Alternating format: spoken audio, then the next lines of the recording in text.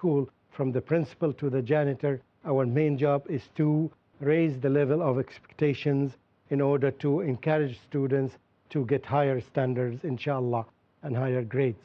Now I want from each one of you, this is an easier task than before, to think of your students, one level, that one grade that you teach. You tell me that they are in grade 10 and they are doing this. When they graduate from grade 10, they do this. And you think that they can do this. And this can be very obvious, very simple in Quran, for example, in memorization or understanding. And you can try to apply it to a subject that you teach, whether it's English or math or anything. Can you take a minute, think of this, and give me this? It's very simple now. My students are doing this at the end of the grade, at the end of this year. They are doing this. I think that they can do better. For example, I know that my children finished 10 chapters of the Quran or 10 juz's of the Quran, and I see that some of them are doing better. So that means that I expect them to do 12 juz from the Quran. Okay? So is this example clear? Okay. Should I start getting answers from you? Very simple task. My students are doing this. I think they can do this. But be realistic. You know your students. Okay. Good. Let's begin. Subject is English public speaking. Subject is English public speaking. And you the are students biased are from to English public speaking. And the students are from grade 7. Grade 7. Alhamdulillah, now at present they can give an impromptu speech of not less than 5 minutes. 5 minutes now. So they can speak up to 5 minutes. Inshallah. Okay, good. Now maybe I hope that by the coming year, when they finish with the standard 8th, that is grade 8, they will inshallah be able to prepare speeches. No. Next year, when you teach grade 7, you expect them to speak for 7 minutes or 10 minutes. 7 level, not when they move to grade 8. So next year, you are going to teach another grade 7, let's say. You think that they can teach, right? They can speak for 10 minutes. Now they are talking for 5 minutes. Do you Yes. think that they can speak for 7 minutes? Inshallah. Of course, the new generation, I'm saying. You can do that.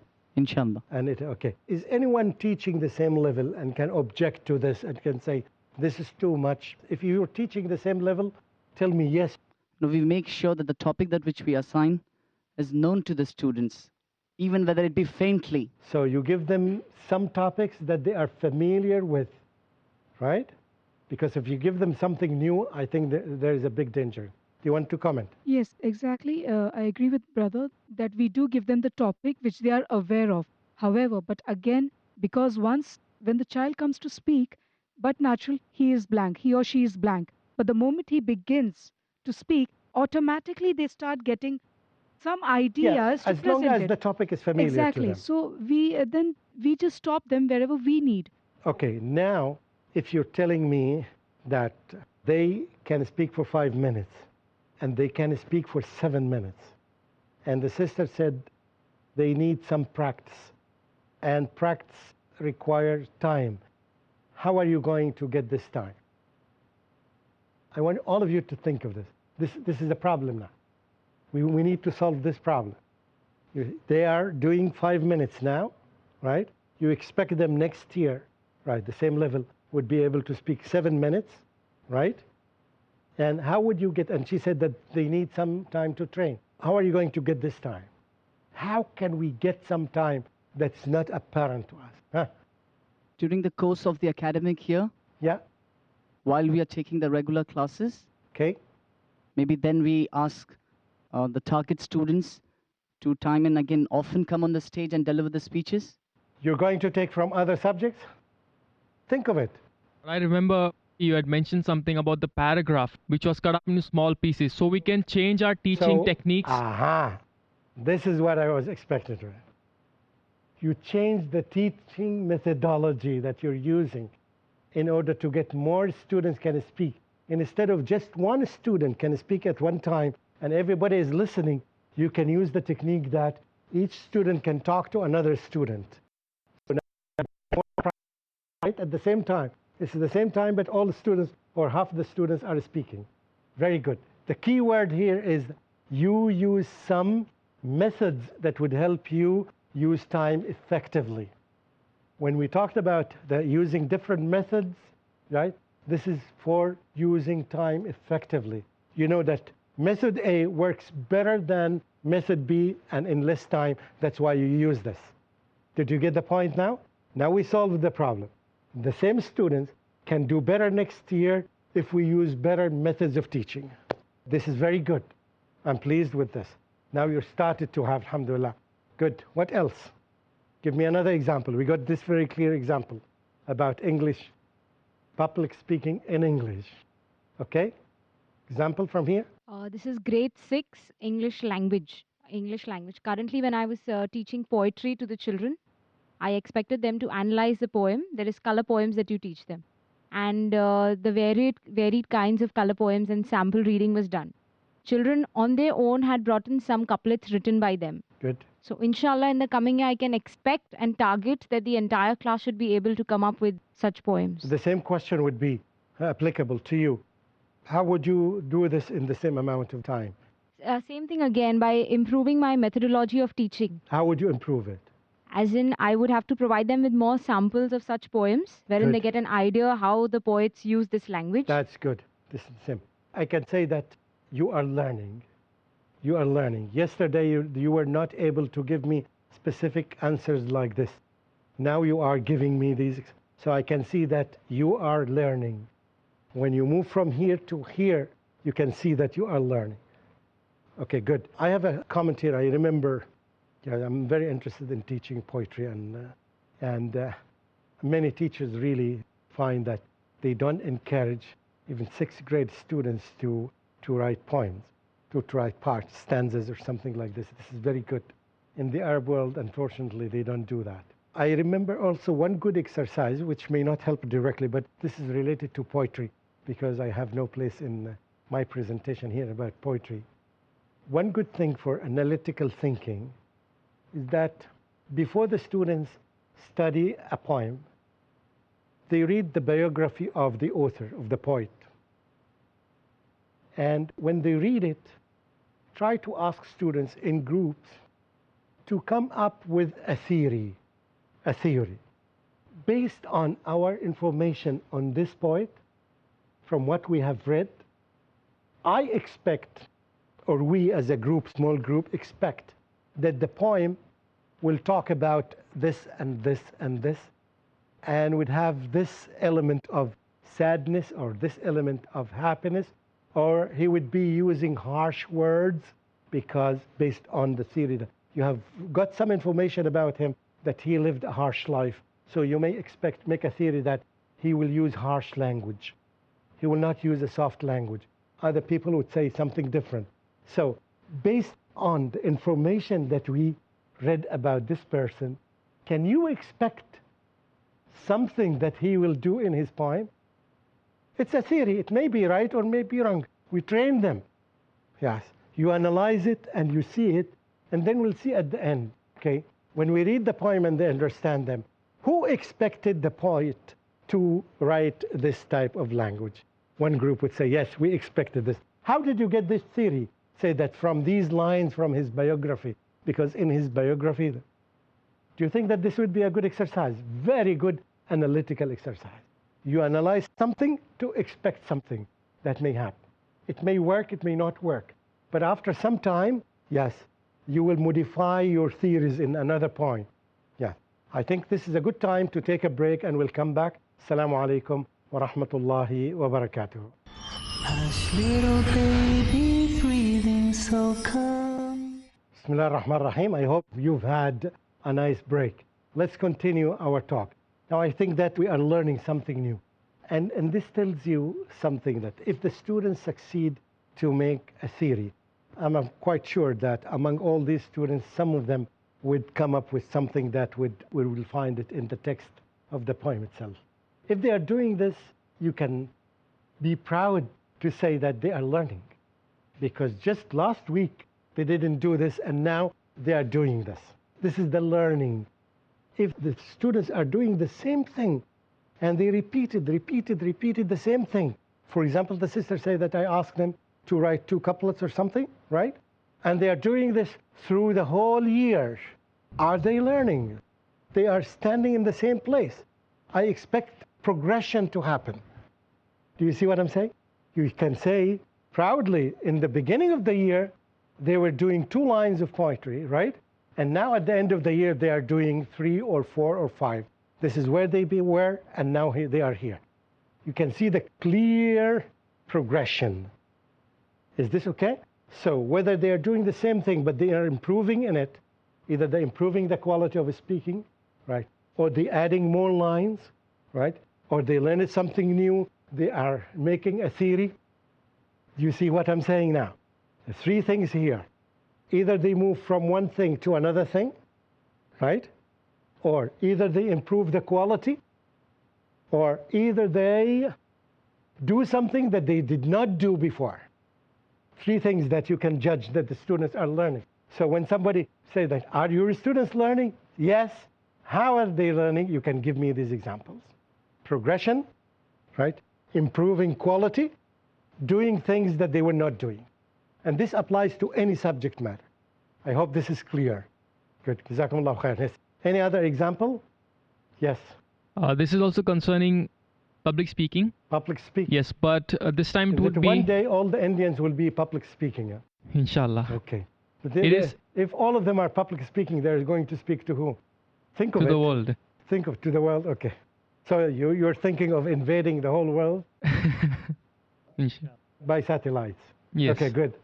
Okay, so this is about prepared speeches. Sometimes we do find that the students, when they're given a topic to prepare a speech, they just by heart the entire speech and they just say whatever that they have by hearted. But how we can improve the students is that I would like to tell the students that whatever that you are going to give a speech on, I, as well as the students from the class, will be asking you a specific number of questions after you have finished the speech. Okay. So that the student is coerced into not only learning it, but also understanding the concept, what is explained in his prepared speech. Okay. So that he is better prepared to answer the questions. Okay. The second benefit would be that the students in the class would be more attentive to what he's speaking because they have to ask questions. And as the year progresses, we can increase the number of questions that are asked to the person so that it improves the quality of his analyzing and his concepts building skills. Okay. Now I would ask you, since a lot of you are talking about public speaking, I would ask you a question. Tell me, write to me 5 criteria that you are looking for in a public speech for your students, okay? Depending on the grade. I expect each of you, if you want to work individually, that's fine. If you want to work in pairs, it's up to you. What do you expect? How do you evaluate a good public speech? What do you want to see there to judge that it is a good public?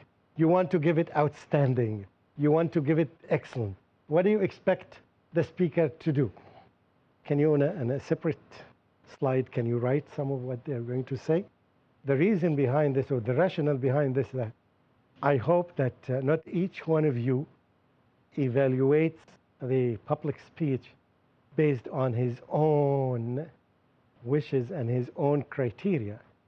And because this would be unfair if you are judging the students in your class based on some criteria and your neighboring teacher is judging them based on another criteria. I know the kind of answers that you are going to say. I have high expectations. Okay, let's hear.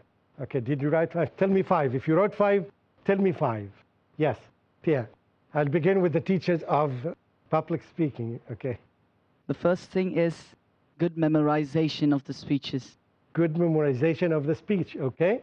The second would be the confidence. The confidence, the way he delivers speech, Yes. confidence, okay? Third would be his spoken English. Okay. Has he improved in his English too? Because it's the subject English public Okay. speaking. Then the fourth would be a good flow of speech, smooth. Okay, smooth. Okay. And then the other techniques are many, like voice modulation, Okay, voice holding the modulation. attention Good. of the Hold audience. Hold on. We need 5 only, okay. You can tell that you are a good public speaker, okay. Now, let's go to the first one. Say it again. Good memorization. Good memorization of the speech.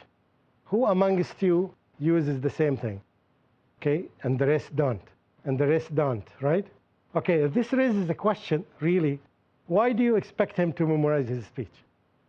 Tell me the answer.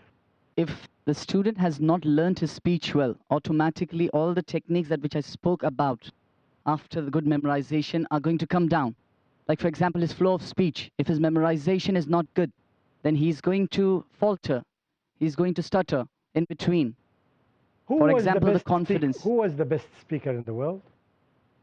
Question for you. Now at present, I'm asking you. Who is the best speaker in the world? it may depend. Ha ha.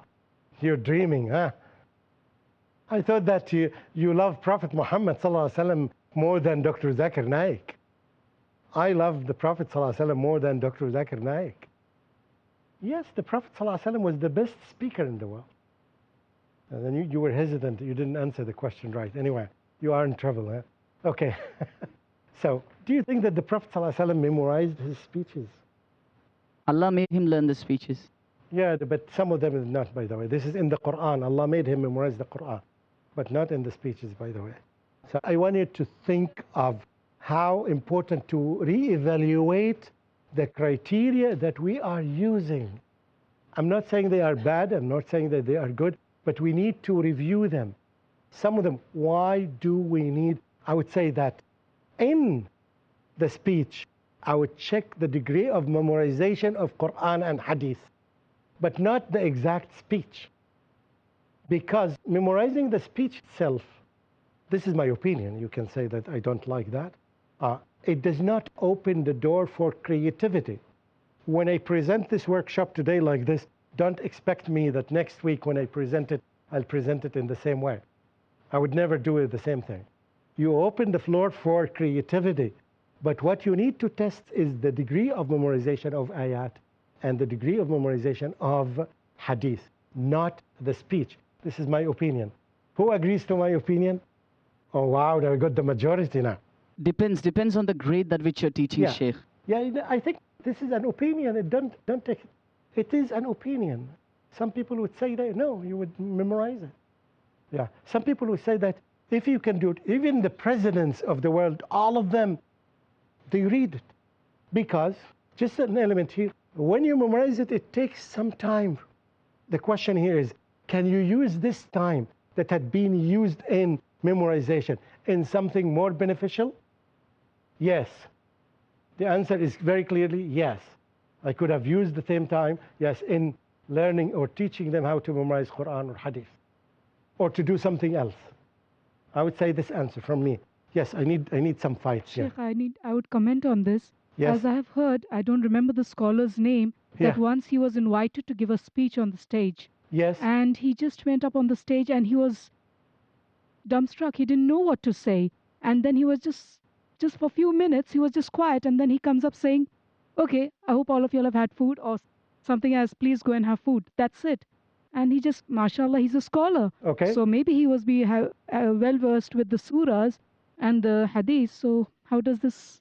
Yeah. I think this is a very good argument. One thing in response to this, I say that scholars are not necessarily good speakers. It's not their job to speak well. The best scholars that we have seen, by the way, even they just died recently, they were not a good speaker. Sheikh Abdul Aziz ibn Baz, Allah yarhamuna, was one of the main scholars, right? But he could not speak very well. He is not articulate. A scholar does not mean that he is a speaker. A speaker is something else. That's why you find a huge organization in the world, they appoint one speaker. He's not the president he's not the CEO of the company, right? But there is someone who is a speaker who can speak well. It's not necessary that. So this is yes, please I'm speak sorry, up. but I would like to just give It's one more getting hot. comment. I want this. I'm sorry, but I would like to just give one more comment. We need this. That mashallah, you have the scholar who's got the hadiths and the verses, which you are saying that they should memorize more of the verses. Yeah. And I'm over here to train this particular scholar to be one of the speakers, which, as you said, most of them are not speakers. So inshallah, my job is to train them to be a speaker. That's the only thing which I'm doing. To train them to be speakers. But should they memorize the question that we raised in the beginning? Should they memorize the exact speech? Should I repeat the same speech that Ibn Taymiyyah made 800 years ago? I can do that. But I think when I do this, yes, although it sounds very good for me, right, it doesn't sound good for the audience because the audience are different. He was writing for people who were living at that time. I am speaking to the people who are living in this time, who are totally different from the people who lived 800 years ago. Do you see my point? Please, let's hear other points. This situation, I was hoping to get it even yesterday, but it came today, alhamdulillah. I would like to elaborate on the part of memorization. What we mean by memorization is not mugging up the exact speech with ifs and the and buts, with everything. Maybe that may be the case for nursery or KG. But when we speak on a higher level, maybe standard 7, 10, and further on, maybe a scholar as well. So what we mean by memorization, that he is well versed with the matter, so that he does not go there and become blank. He knows what he's going to speak. Although he's not memorized it 100%, he's not mugged it up. Like, for example, I would say that, mashallah, you are conducting, you have not memorized or you have not mugged it up, but you know what you're going to go and say. You have prepared it. You know that what you will be teaching us, okay, the points. Of So course, this is what we mean by memorization. I should know what I'm Yes, exactly. talking about. But I didn't memorize my text before I came. Even I forget to say one statement. I think it's enjoyable. We want to continue, but the time is over. Hoping to see you in the next episode. Assalamu alaikum wa rahmatullahi wa barakatuh. Little baby, pure and small, He created you, He created us all. Hush, little baby, don't you fear, we're never alone when Allah's so near. Hush, little baby, breathing so calm, He'll protect us all and keep us from harm. Hush, little baby, still and serene, you are a Muslim, Islam's your deen.